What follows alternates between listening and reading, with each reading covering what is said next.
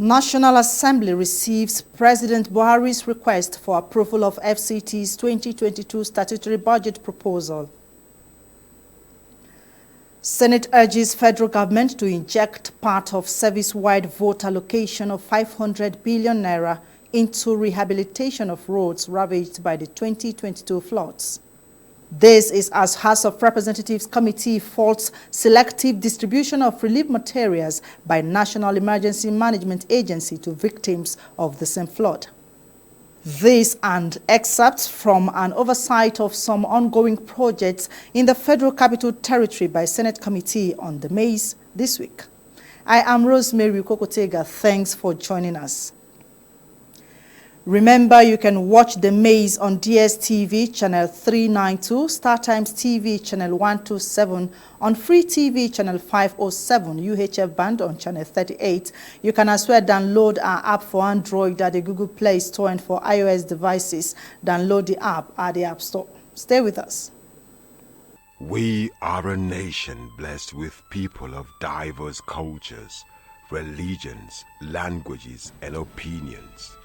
It is ironic that we are now being ripped apart by our greatest strength, our diversity. We have allowed intolerance, insensitivity, bigotry, and nepotism to blind our vision of the greatness we can achieve working together as one. We may not have the same culture, nor religion, nor language, but we all belong to the same nation by the divine will of God. We did not choose to be Nigerians. Nigeria chose us. This nation is our divine heritage, and if we open our eyes, we would realize that what divides us pales in comparison to what unites us. And by the comparison and conciliation of our differences, we will grow until our differences disappear. Our unity cannot be wielded by mere declarations, nor do we get unity by ignoring the questions that beg for answers. We must celebrate our diversity and debate our differences without fracturing our unity. Our strength is not in our numbers, but in our unity, because even the weak become strong when united. Nigeria unite. This message is brought to you by Abuja Broadcasting Corporation, owners and operators of ASO Radio 93.5 FM Abuja, ASO Television StarTimes Channel 127, Free TV Channel 507, and UHF Channel 38. You're watching The Maze on ASO Television. We go ahead with details of all our stories today. The Green Chamber of the National Assembly on Monday this week received some communications from the Commander-in-Chief of the Armed Forces, President Muhammadu Buhari, containing requests for approval of the 2022 statutory budget proposal of the Federal Capital Territory and others. The President's letters containing the requests for consideration and approval of the FCT statutory 2022 budget proposal alongside other executive bills including Constitution of the Federal Republic of Nigeria Alteration Bill 2022, Niger Delta Development Commission and DDC 2023 budget proposals, the Code of Conduct Bureau, CCB and Tribunal Bill 2022 were read by the Speaker of the House of Representatives, Mr. Femi Gbajabiamila, at the resumption of plenary. Pursuant to Section 121 of the Constitution of the Federal Republic of Nigeria 1999 as amended, I forward the Federal Capital Territory 2022 statutory budget proposal for the kind consideration of the House of Representatives. In the preparation of the Federal Capital Territory's 2022 budget, the Federal Capital Territory administration aligns with the federal government's laudable fiscal development policies. Accordingly, the FCT 2022 budget proposal prioritizes improvement in healthcare services, job creation, youth empowerment, social welfare services, education, and increased productivity in agriculture in a determination to lift 100 million Nigerians out of poverty. Whilst hoping that this submission will receive the usual expeditious considerations of the House, please accept, Right Honorable Speaker, the assurances of my highest regard. Yours sincerely, M. Buhari, Muhammad Buhari. The Speaker, earlier before proceeding to items on the day's order paper, welcomed his colleagues from the around 4 weeks recess, assuring of commitment of the 9th House of Representatives to the resolve of producing peoples-oriented legislations. Part of this, he informed, is a planned national summit on tertiary education reform scheduled for 22nd and 23rd November this year in Abuja. The House continues to work to meet our legislative agenda commitments across all other priority areas. As part of that effort, the House will convene a national summit on tertiary education reform on Tuesday and Wednesday, the 22nd and the 23rd of November 2022. The summit is an opportunity to begin the long overdue national conversation about the future of public tertiary education in Nigeria. Scholars, tertiary education administrators, and local and international stakeholders have been invited to submit papers on the theme of the summit, which is Reimagining Tertiary Education in Nigeria, Issues, Challenges, and Solutions, and other sub-themes provided in a call for memoranda. The presentations and submissions will inform the policy recommendations of the summit and be published in a journal for policy action and academic reference. So far, public interest both within and outside Nigeria, as far-flung as Oxford University, has been very impressive. We have received several memoranda, many interests from people within and outside the country.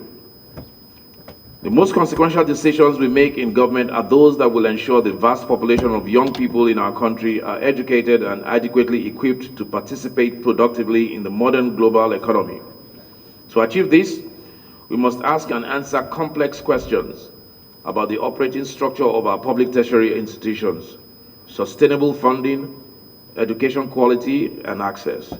I urge all members of the House to participate in this crucial national conversation so that our experience, expertise, and concerns inform the policy recommendations that emerge from the summit.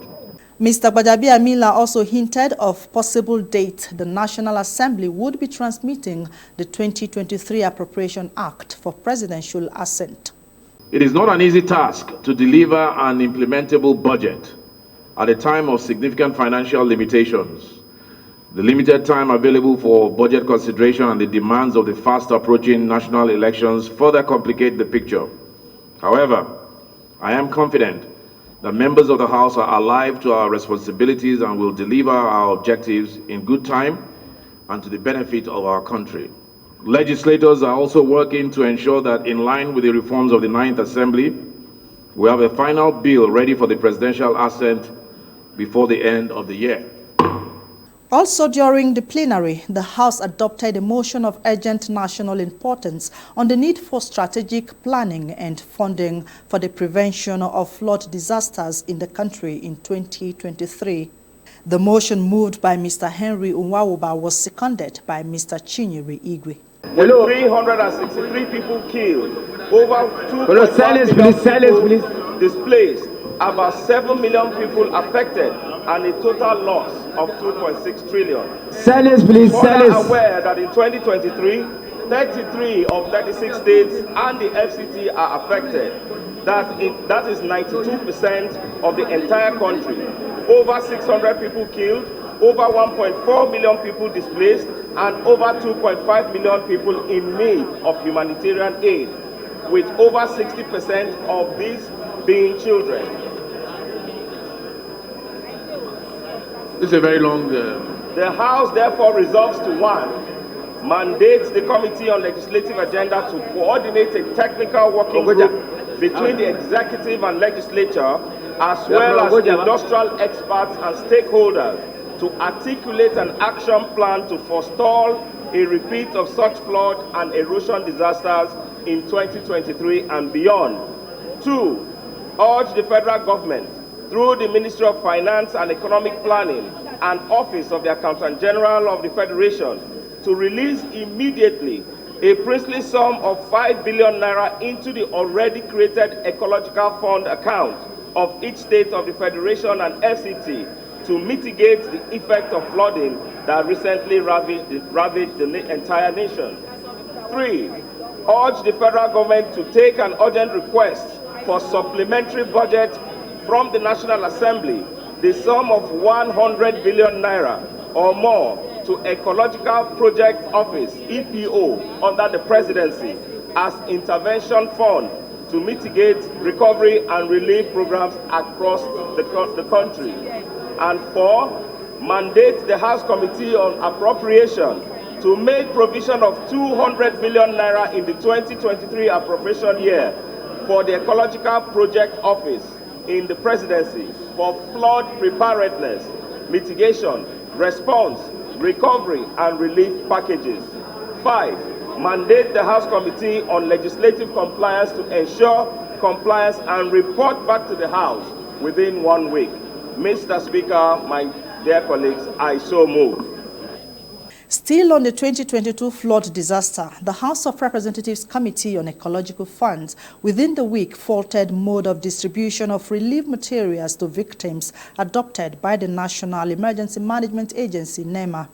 Members queried what they described as selective distribution when the Director General of NEMA, Mr. Habib Mustafa Ahmed, made an appearance at the committee's investigative hearing on Wednesday. Let's first have NEMA DG's response to some questions by the committee chairman, Mr. Isiaka Ibrahim. I approved everything from A to Z. There is any request that has not been done, maybe it came last week, but I've approved everything. Any request from any member, I'm saying this both. Sorry, I'm not hiding. Please, Chairman, I want to remind him something. When I finish this, please, I would like the Director of Relief to also speak on this, because when I give this directive to implement this, they bring back the documents and I see them and I prove them one after the other. Documents are not, we're not talking of 10 documents or 300 documents, we're talking of a lot of documents. Sir, most sincerely, I don't know where the fault is, but I have, even right now, I can prove to you that items, relief items, were taken to Edo State. Even though I directed that you should be communicated to the CAN chairman, the ulama there, the minister, Red Cross, I don't know what transpired, but this has been done, and we have is on the news. Some of the media people here all know all these things. And I'm sure you have heard about it, but I don't know if maybe they did not communicate with you. The question from Bielsa, sir, we have faced a lot of challenge during this flooding season. There are so many things we don't come out to express and tell people that we have faced this, we have faced that. Some contractors have lost goods going to the south-south, trapped within that Kogi access area. No access to get to Bielsa. We used the Nigerian Navy to go for rescue mission to go and save lives. We used the Nigerian Air Force to airdrop food items. They had a problem with their aircrafts, which was due for maintenance, and they suspended operation. Our gratitude to God, water receded a bit. We were able to move items to Bielsa. Bielsa have received all items, relief items last week. I also have pictures. If the committee wants, I can show you evidences of all this state by state. I have it now on the phone as we speak. Sir, we cannot neglect National Assembly members because we are partners, we collaborate, we work together. The issue whereby we will take any action and not consider working with the National Assembly, then we are deceiving ourselves. Not satisfied with NEMA's response, some lawmakers, Mr. Johnson Oguma from Edo and Otumba Adewumi Ononuga from Ogun State, bore their minds. You said you inform assembly member from my state, and I'm here. And it's my own federal constituency that is swallowed up by the flood. I move a motion concerning my federal constituency, and that is the only way they communicate to you. I don't have any personal relationship with you. I don't have to ask you for anything because I don't need anything from you. But my people, they are part of Nigeria. And I want to put it to you that you people were not appointed to be partial. You swore an oath before you take your office. The way you treat some of us from this area, is that the same way you are treating other people? I am bitter because of the way you have handled this. Honorable my state is never recognized. You have never done anything in Edo State. And you call yourself FEMA. Is FEMA not Nigeria? Is it a regional organization? Honorable Johnson, that's okay. With regards to issues in my state and my federal constituency, not once has anyone called me. I do not know whether you deal only with the state actors, but not with anybody from the federal level, and it is highly unfair. Chairman of the committee, Mr. Isiaka, later wrote excusing the NEMA team. Sir, you can see where the issues are coming from. We don't need to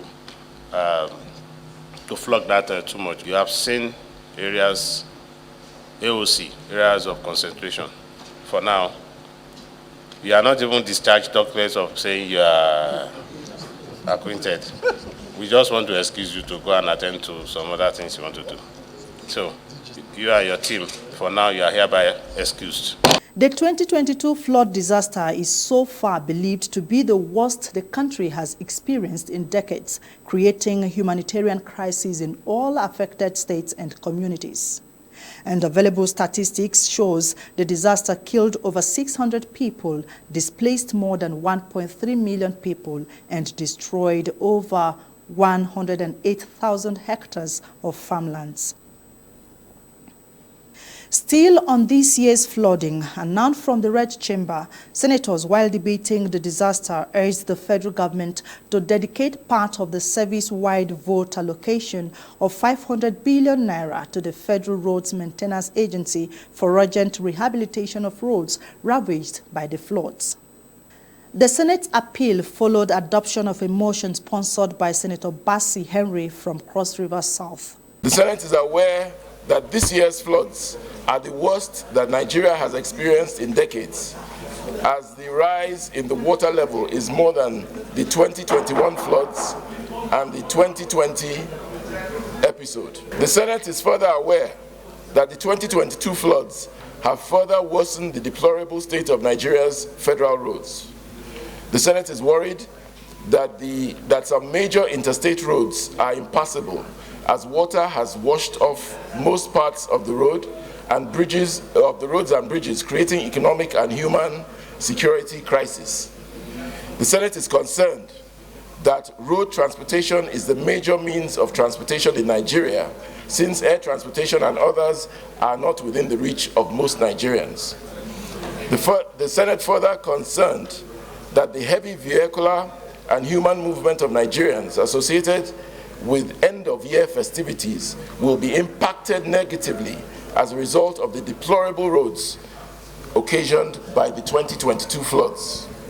Accordingly, this Senate resolves: 1, to call on the federal government to immediately declare a state of emergency on federal roads and improve its funding.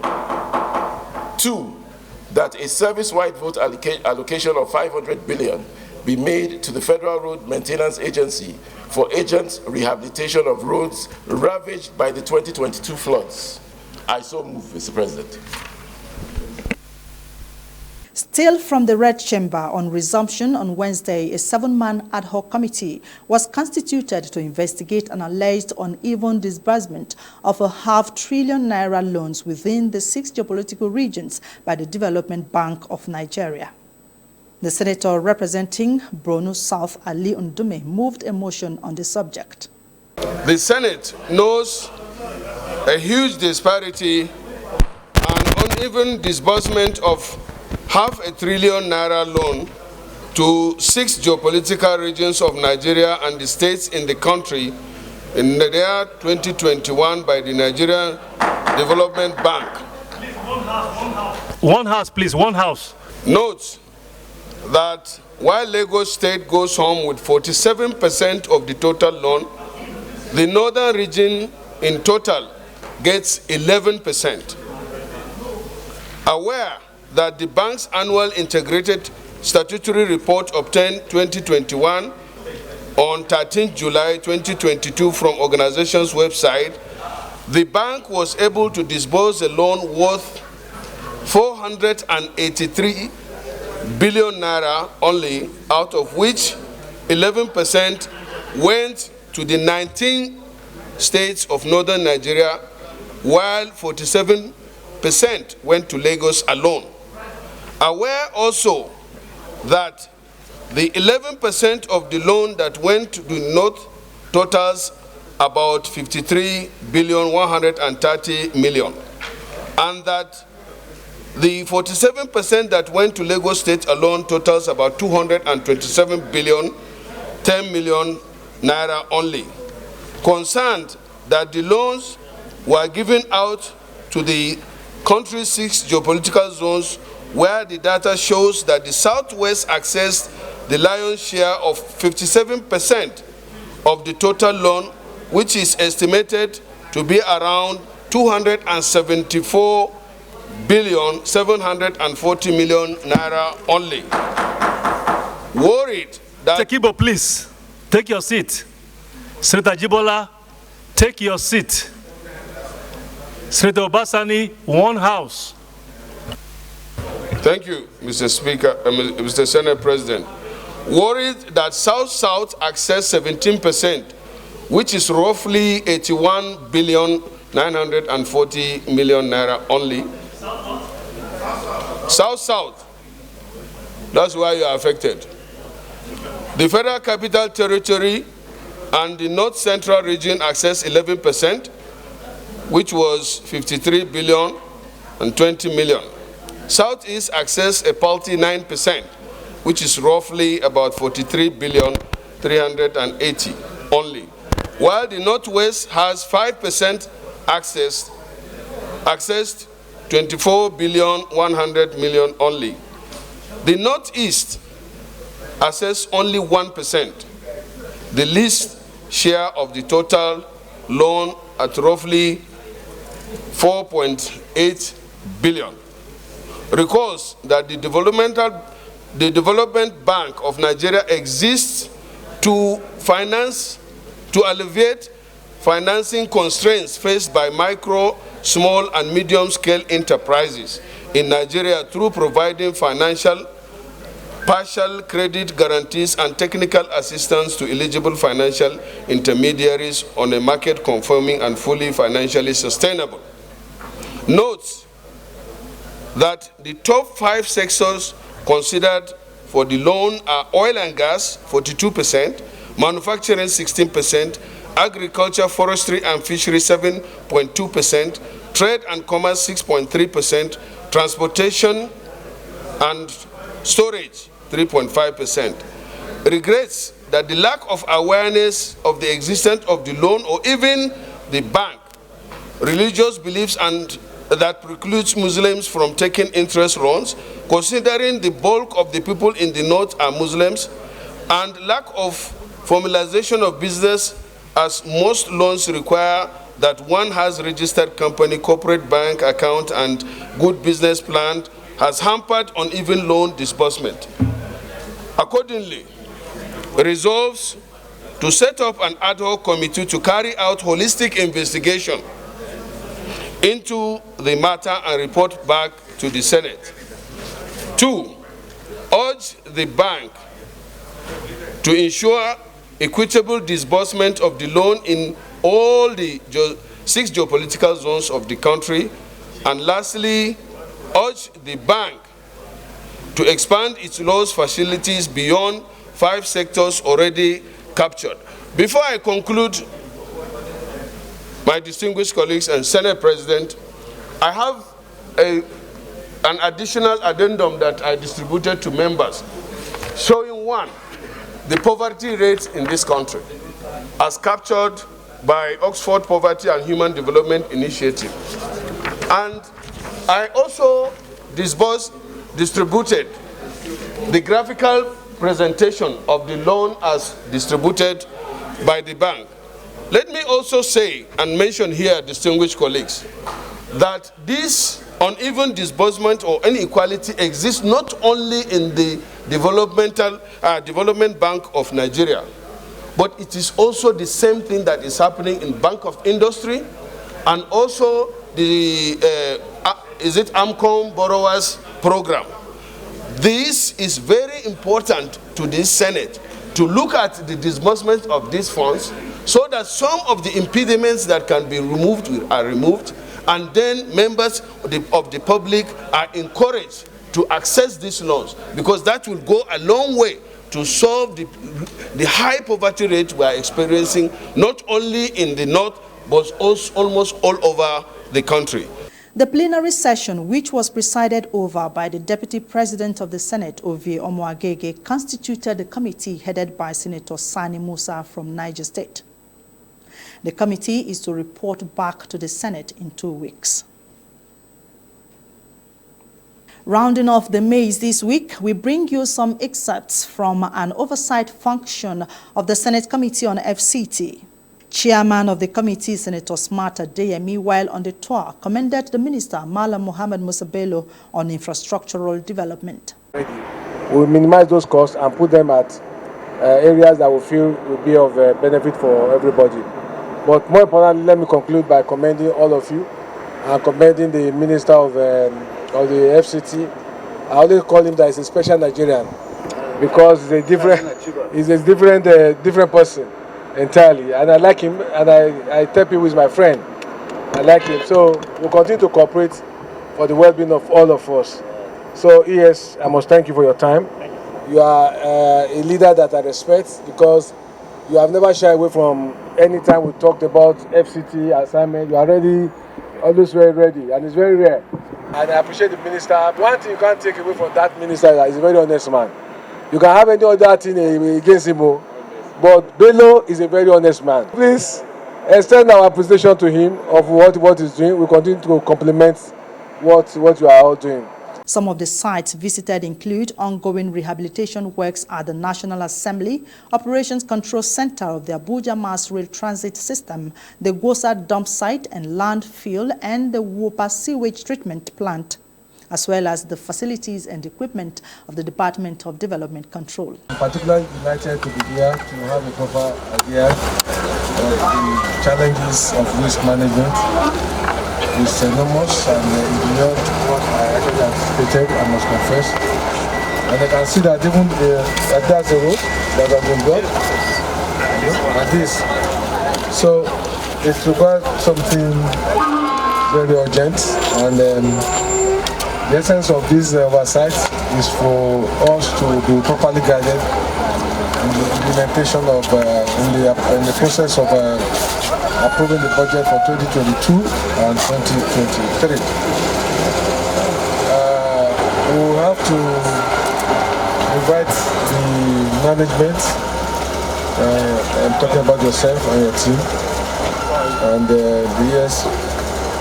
We'll look at the budget together and see how we can help to find some solutions to the needs that will support the operations.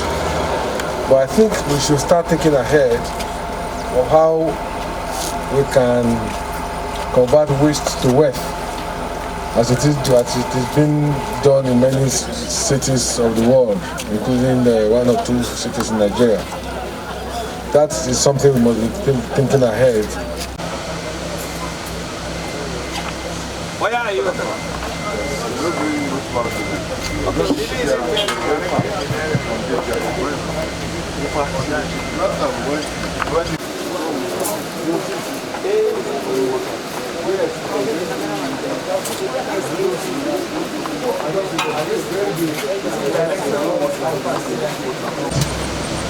OPA is the biggest sewage treatment plant in the FCT. It was commissioned in 2006. It's functioning on 2 generators permanently. We have 2 numbers, 1500 kVA generators servicing this treatment plant. And this is where the huge cost is coming from, because each one consumes about 140 liters of diesel per hour. And then we don't shut down at all. Yes. That's the consumption rate that will basically serve as a backup.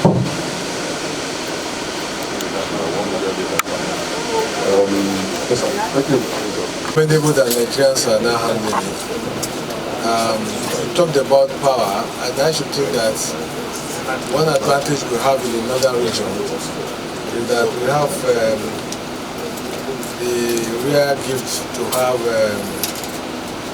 to invest more in solar. We can put a plant here, a solar plant, that will reduce the cost drastically.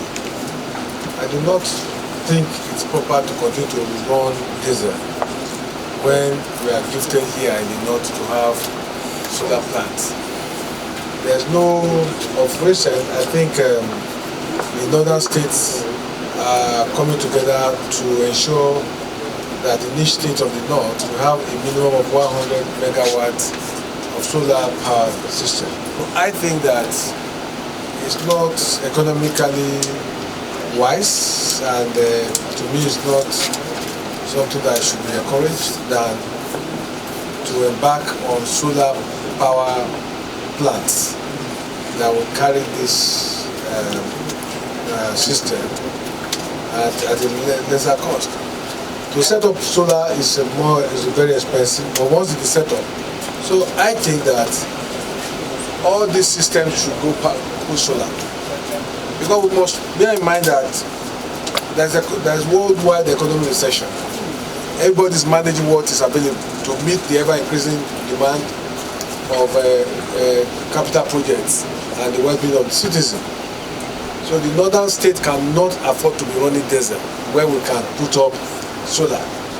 From Kogi up, all the 19 northern states, they can run solar enough for any installation. I'm indeed pleased to receive this August visitors and distinguished senators in our midst so that we can show them what we have and then also solicit for their own assistance in such a way that we can be better and well equipped to do better. Thank you so very much, sir. We have to declare all what we get in a year so that we compare and contract if it's worth giving to add more to your budgeting. Because you cannot in any way try to be giving money without knowing what people are realizing. What you need to repair what you have. And then if you need to buy new ones, what you need to buy new ones. So that you look at it so that you don't continue to waste money on repairs. Those that can be repaired, we repair them and then add more. Because even if you repair this one, they will not be sufficient. Exactly, because sometimes it might cost you more money to repair than to buy a new one. If, for example, you have four payloaders, for example. If you have 4 payloaders that are bad, and you keep repairing them, you spend the money that you spend to repair the 4 might be enough to buy a brand new one that you can use for 6 months without even touching it. But if you repair the 4 and you keep repairing them every month, then it makes no sense. Just need to replace. But we have to. The Senate Committee chairman also expressed worry over activities of vandals who reportedly removed some of the newly installed solar panels in the FCT. In essence, it's not just for us to look at putting street lights on the highways or where the left privilege reside, or areas that are prone to attack to criminal activity. Even within the city, within the heart of Mitama, many of the electric poles there, they are not working at night, they are not functioning. So it is not out of place if we find alternative ways of raising funds apart from the budgetary provision. If, for instance, there's a street that are desirable of it, there's nothing bad in FCT getting across to them. Then they contribute to a quarter of how much is required. No matter how small, let street contribute. Then you install the street light, solar light there for them. But the ones that are going to be fixed on the highways or public places, I think that can be done by government. But where people are residing, I'm not talking about the rich people like you, but I'm talking about we who are the masses of this country, where we stay. If you ask us to make some contributions, we'll be willing to do that so that every place can be safe. There's no, I doubt if 10,000 will be enough for Abuja. If you put 50,000 solar poles it will still not be enough for Abuja, because Abuja is expanding almost every day. But what is important is for us to put the measures in place that will guarantee security of life and property. And what you have done now, honestly, I'm overwhelmed, because one of the primary responsibilities of government is the protection of the well-being, life of the people must be protected. So in the budget, we'll try to increase provision for more solar lights, not just within the city, even in the area councils. I was at Karushi, I saw some solar lights there too, and I was happy. I said, oh, it's good, we have solar light. And I think I went to one other place, one of this area council. I saw you are fixing solar lights. So let us see how far we can go this year in 2022 budget and 2023 budget. We'll try to provide enough funding for solar lights so that people can move freely at night. But more importantly is that, yes, I don't know what you want to do, but effort must be put in place to see how we can secure this solar pole. It's a serious problem, because where we went, I saw quite a number of them that were cut down, vandalized. You know, some cut, and I was wondering why people will just come and damage what is meant to protect all of us. It doesn't make sense to me, you know. But I think you can put something in place. Executive Secretary of the Federal Capital Development Authority, Mr. Shehu Ahmed, while responding to issue of security of critical infrastructure, said the FCT Security Committee had mandated the FCT Command of the Nigeria Security and Civil Defense Corps to do the job. The Senate committee was conducted around all sites within the capital city by the Executive Secretary, Engineer Ahmed Hadi, who represented the Minister Malam Muhammad Musa Bello and other officials of the FCTA. And that's it on the Mace this week. Thanks for watching. I am Rosemary Ukokotega. See you next week.